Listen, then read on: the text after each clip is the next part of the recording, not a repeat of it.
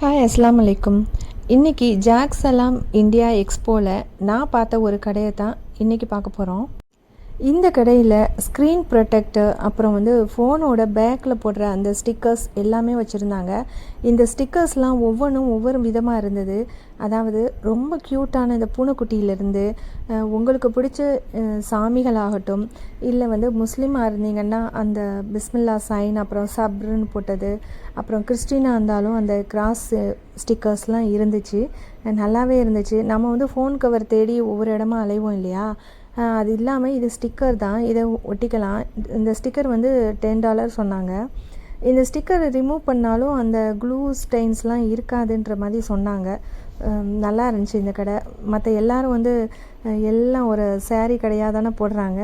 இது டிஃப்ரெண்ட்டாக இருந்துச்சு. இந்த ஸ்டால் நம்பர் 172 மறக்காமல் போய் பாருங்கள்.